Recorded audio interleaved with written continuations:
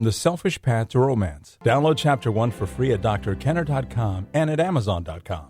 Dear Dr. Kenner, I desperately need advice. My mother had an affair with my dad's cousin, and there is the possibility that I am the child from that affair. I'm 29 years old. I'm married, and I've moved out of the country with my husband, and I've been out of the country for several years. I'm in college. I have 3 siblings. I'm the second oldest. On my visit home last year, I learned about this. I have felt internally torn apart since finding out. Now, what did she learn? She says that she's always felt like the oddball in her family. This was a very long email, so I'm shortening it. She said for her whole childhood, things never made sense to her. For example, she was told that her uncle was at her birth, but her father wasn't there. She said that if there were other examples too, which I'll give you in a few moments, but she said, nobody told me that my uncle was possibly my dad, but I guessed it last year. Seems I was the only one who didn't know about this possibility. My grandmother and sister said they tried to give me hints. So notice a family secret that's most relevant to you, and you're the only one that doesn't know about it? She said, here is what I know. My uncle was the first one to hold me after my birth. My father was not there to support my mother. My uncle has been in my life indirectly, paying for things in my life that I were told were from my dad. My mother gave me lots of money before my wedding and made me promise not to tell my dad. I later found out it was from my uncle. He's very wealthy. My uncle sends me money on Christmas and on my birthday. So at this point, I'm throwing up my hands and saying, oh, come on. Why can't you just connect with your uncle? And then I find out that she's never seen her uncle. She's never met with him. She's talked with him over the phone briefly, but that is it. He's now married with his own family, so he's been this very indirect force in her life. She says, I've never spoken to his wife, and I don't know how she feels about me. So notice that having kept the lie at the beginning, not trying to find out who was the biological father, has ricocheted through your life. This is Kathleen, and has made it so that at the age of 29, you have to find all the puzzle pieces, find out which ones are accurate, and put them together, make sense of it, and then move on and enjoy your life with your husband, hopefully. She continues. She said, my dad raised me as his own. So at first I thought, oh, that's really nice. But I always felt there was something wrong. This is when I start to frown. He has been distant to me throughout my whole childhood.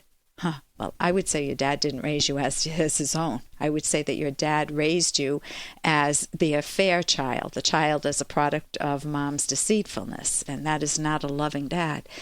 When I confronted my dad last year, he said that it's true that my mother had an affair, but they're not sure if my uncle is my biological father. My father would not permit testing, nor would he let my mother tell me. My mother just cried and cried and cried when she found out that I knew. My amazing husband stood by me through all of this. I've been working with a counselor, and I've become depressed and angry. Well, the only one that I really care about now is you, and if you're depressed and angry, I'd love to help you with it. Kathleen continues, I could go for DNA testing. Both possible fathers do not want me to do it, but they agreed to it. My parents have been fighting over me for decades. I was labeled as the rebel, and my other siblings were good. In DNA testing, Mom is afraid that she would never forgive Dad for the pain he put her through if I am Dad's child. But it's still true, your mother had an affair with your uncle. That's out of the closet.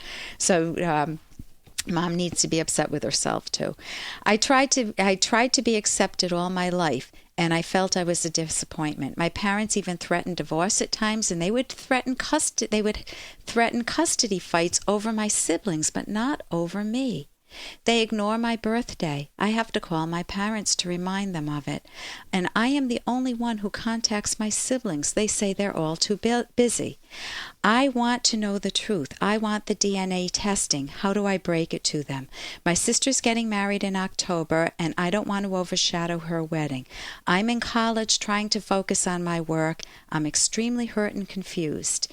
Kathleen. Kathleen, get the DNA testing. Never be afraid of the truth. Never be afraid of facts. The timing is unfortunate with your sister, but even though you say you love her, she doesn't call you on your birthday, and it doesn't sound like she told you the truth. So I would not let, you've gone, it may overshadow her wedding, but that's the consequence not of you, but of the family members who perpetrated this, and they don't have to let that happen. But the truth only serves you if it comes out. You find out what happened, you put the pieces together. They'll all have to deal with the consequences of their own actions, whether it's your mother, your grandmother, your father, your sister, your siblings. But you're going to put yourself back together. You're going to know the mystery. You don't have to go through the next 30, 40, 50 years of your life not knowing who's your biological dad.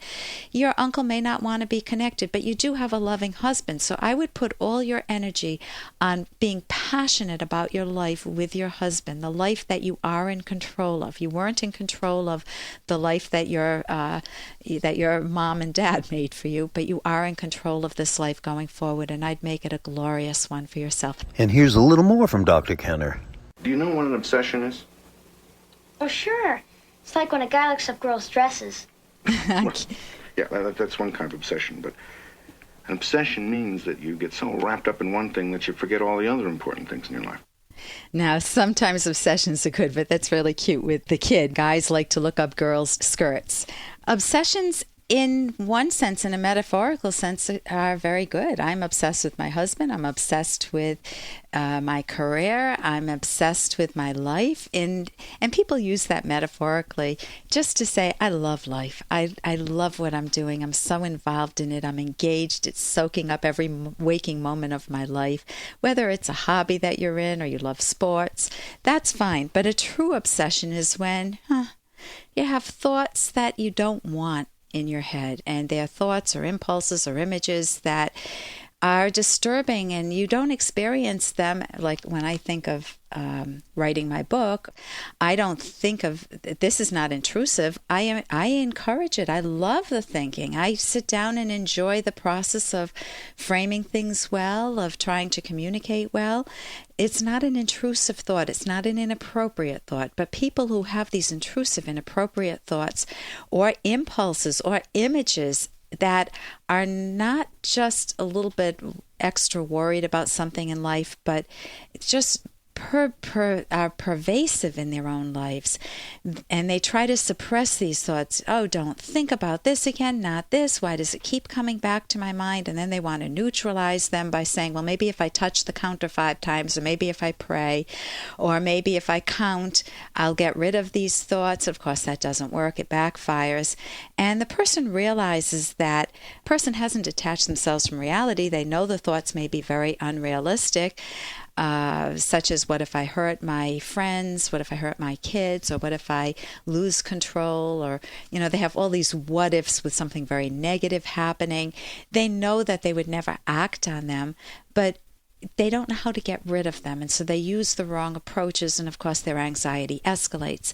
If you're struggling with an obsessive or obsessive compulsive disorder, you can get help. Cognitive therapists do a lot of good work with obsessive compulsive disorders. For more Dr. Kenner podcast, go to drkenner.com and please listen to this ad. Here's an excerpt from The Selfish Path to Romance, The Serious Romance. Here's an excerpt from The Selfish Path to Romance, The Serious Romance Guidebook by clinical psychologist Dr. Ellen Kenner and Dr. Edwin Locke.